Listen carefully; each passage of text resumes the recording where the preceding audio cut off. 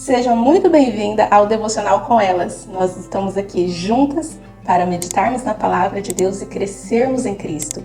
E hoje vamos dar continuidade dessa etapa aí que a gente iniciou no encontro anterior, sobre aprofundar o nosso relacionamento com Deus, o Pai. No encontro anterior nós vimos que somos filhas, co-herdeiras, templo do Espírito Santo e que nós também fazemos parte da família do corpo de Cristo. E hoje nós vamos entender Deus como Pai e aceitar o seu amor. Mas como assim aceitar o seu amor?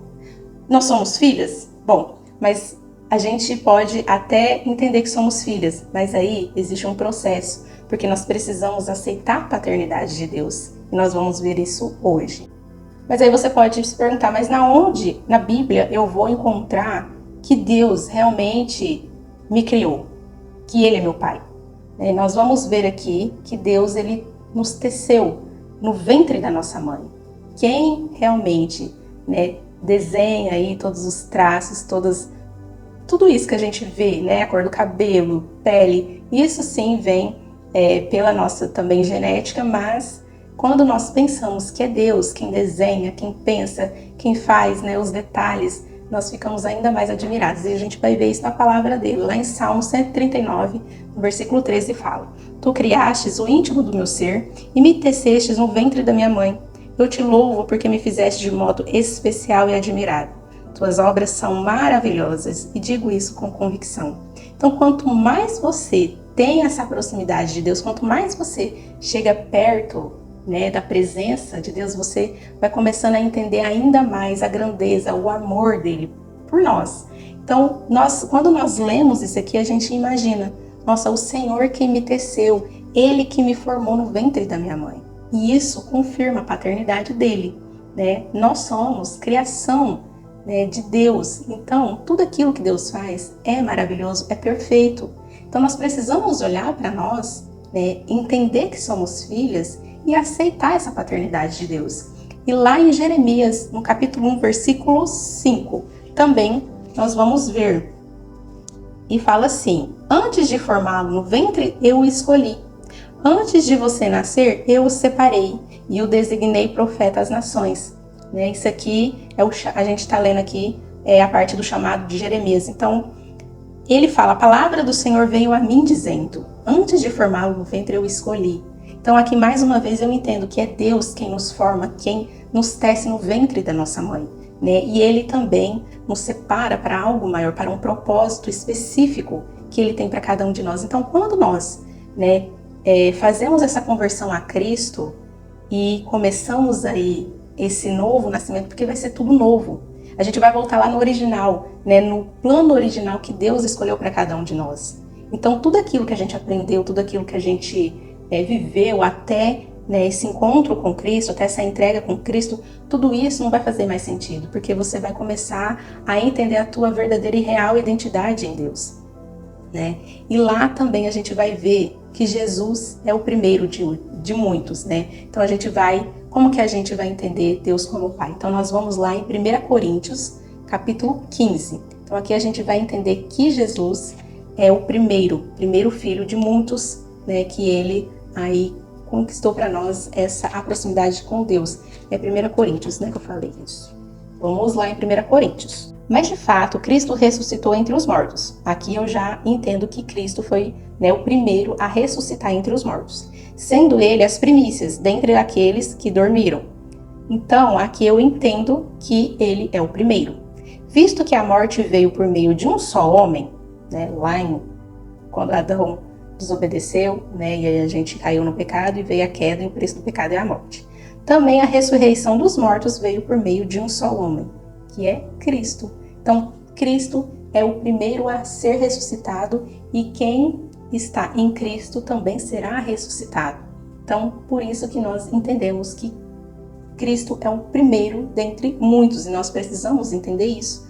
Então, se Cristo é Filho de Deus e Ele foi o primeiro a ser ressuscitado, e se estamos em Cristo vamos ser ressuscitados, então também somos filhos, E lá em Colossenses, no capítulo 1, versículo 17 e 18, vamos lá em Colossenses.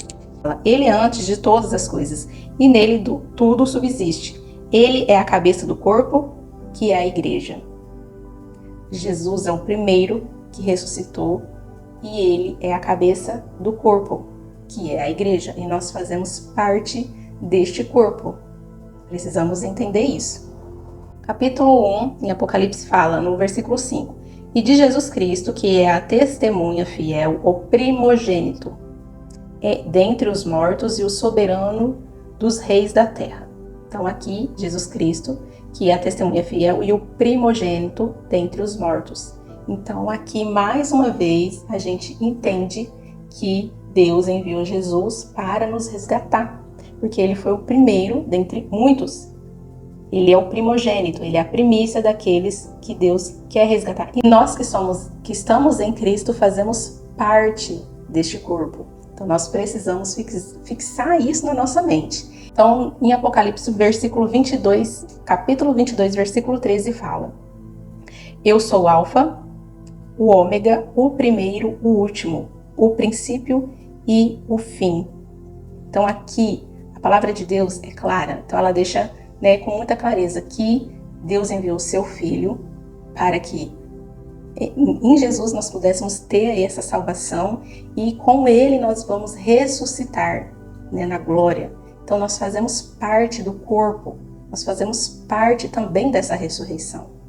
Então Deus, ele é um Pai amoroso, ele nos mandou o seu único Filho para nos resgatar e nós precisamos ter isso cravado no nosso coração.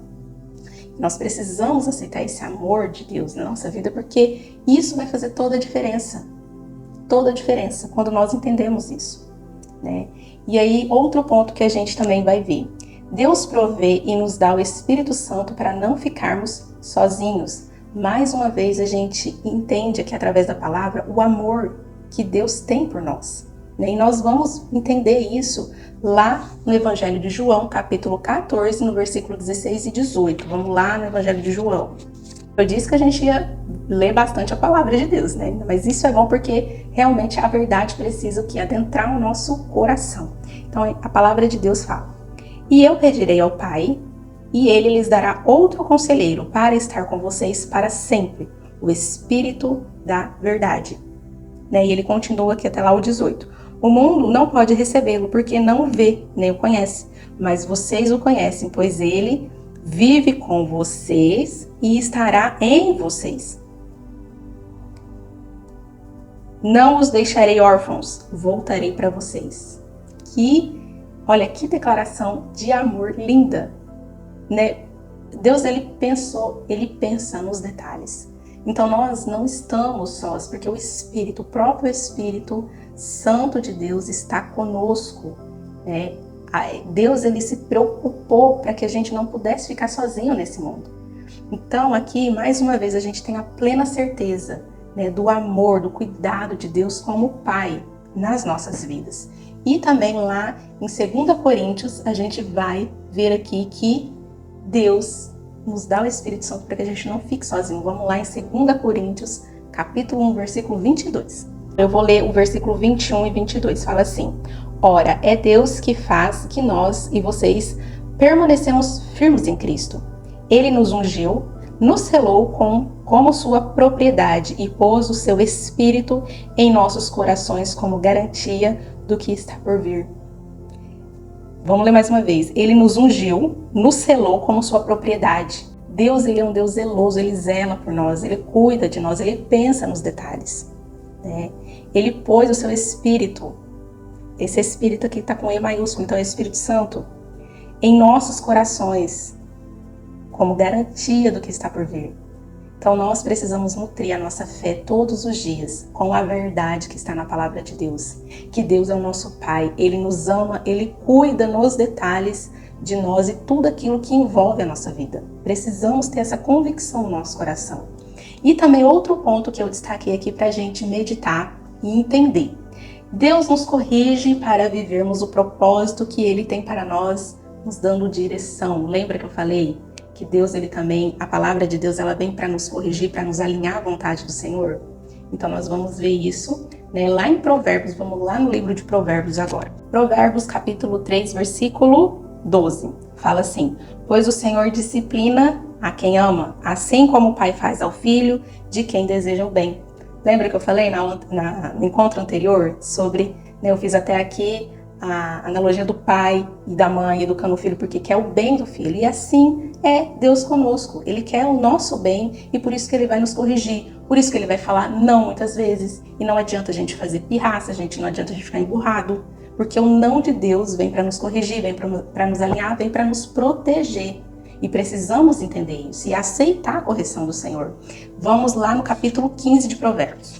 No 15, no versículo 32, fala assim: quem recusa a disciplina faz pouco caso de si mesmo, mas quem ouve a repreensão obtém entendimento. Então aqui vamos deixar isso bem assim, aqui dentro, bem cravado mesmo. Então, quem recusa a disciplina faz pouco caso de si mesmo.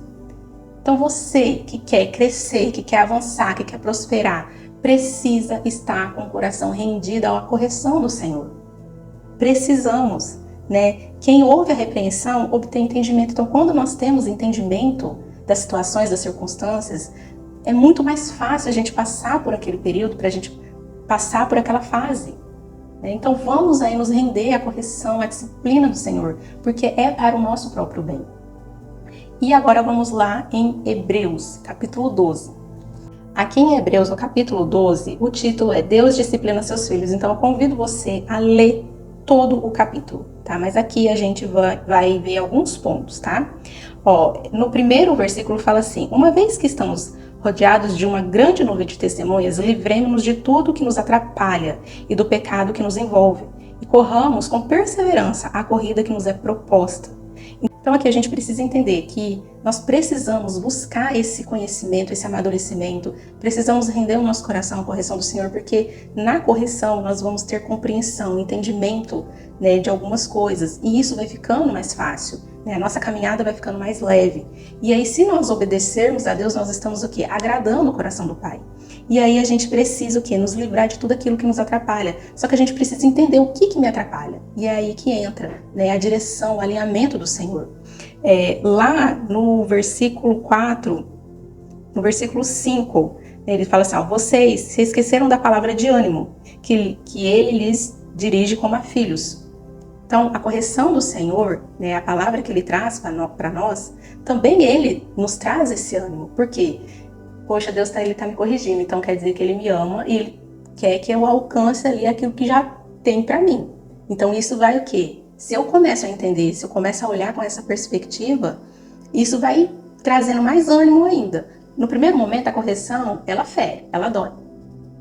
Mas depois a gente vai tendo entendimento e a gente o quê? Senhor, muito obrigada pelo teu não. Depois que a gente vai lá na frente entendendo aquilo que a gente passou, a gente começa a agradecer e começa a ficar empolgado porque realmente estamos em um caminho que agrada o Senhor, né? E aqui fala: meu filho, não despreze a disciplina do Senhor, nem se magoe com a sua repreensão, pois o Senhor disciplina quem ama e castiga todo aquele a quem aceita como filho.